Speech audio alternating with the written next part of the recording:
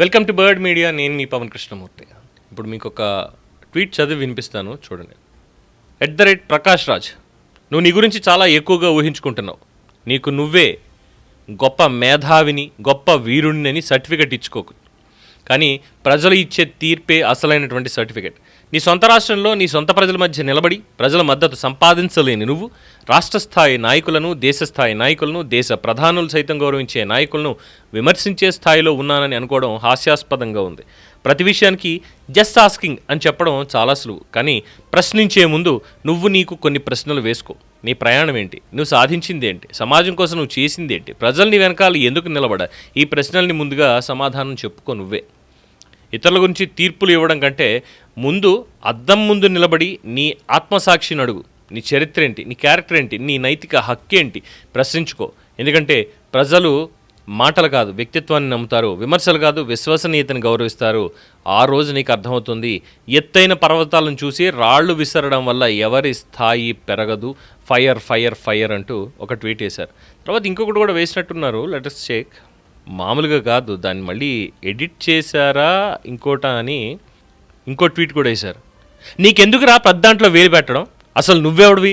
తమిళోడివా, తెలుగోడివా, కన్నడోడివా? నీ ఊరేది? నీ కథ ఏంటి? నీ ప్రతి ఊళ్ళో ప్రతి ఇష్యూలో దూరి జడ్జిమెంట్ ఇవ్వడానికి నువ్వేమన్నా కలెక్టర్వా లేక దేశ ప్రధానివా?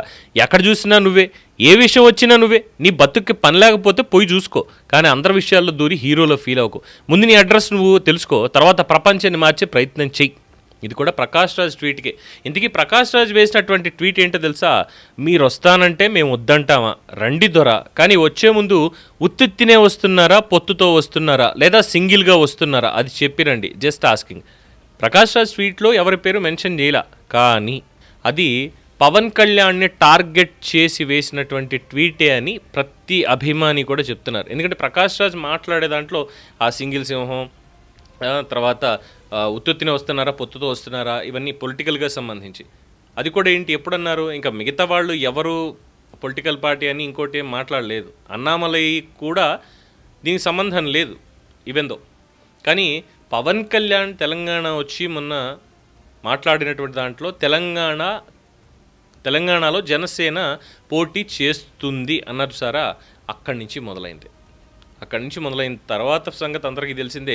మనోడు మాత్రం అక్కడి నుంచే మొదలుపెట్టి ఇది పవన్ కళ్యాణ్ని టార్గెట్ చేశాడు అనేసరికి బండ్లన్నకి ఆవేశం అనేది వచ్చి ఈ మాటలు మాట్లాడారు. ఆయన ఆవేశంలో కూడా అర్థం ఉంది, అదేం పెద్ద ఇబ్బంది ఏం కాదు. కాకపోతే ఎందుకు బండ్లన్న, ఎందుకు అంత ఆవేశం దేనికి? తెలుసు కదా ఆయన మాట్లాడేది ఎలాగా, ఎప్పుడు, ఎందుకు అనేది అందరికీ తెలిసిందే కదా. ఏ భావజాలంతో కూడి మాట్లాడుతూ ఉంటాడు అనేది. మళ్ళీ మీరు అనవసరంగా ఇంత శాతభారతం లాంటివి ఎన్ని వేసుకొని బండి అవసరం కెలకాల్సినటువంటి అవసరం లేదు. మొన్న ఆల్మోస్ట్ చాలామంది చాలా గట్టిగా క్లాస్ పీకి వదిలిపెట్టారుగా. అయినా సరే నా ఇష్టం, నేను ఇదే చేస్తా అన్నట్టున్నాడు. రేపన్న రోజు కాస్త గట్టి దెబ్బలే తగులుతాయి. మనమేం చేయక్కర్లేదు, ప్రకృతే చూసుకుంటుంది. సో మీరంత ఆవేశపడక్కర్లేదేమో అనేటువంటి ఒక పాయింట్ అంతే. సో దీని మీద మీ అభిప్రాయం తెలియచేయండి. చూస్తూనే ఉండండి ది బర్డ్ మీడియా. ఈ వీడియో మీకు నచ్చినట్లయితే లైక్ చేయండి, షేర్ చేయండి, సబ్స్క్రైబ్ చేయండి. మరిన్ని అప్డేట్ల కోసం మా వాట్సాప్ ఛానల్ను ఫాలో చేయండి.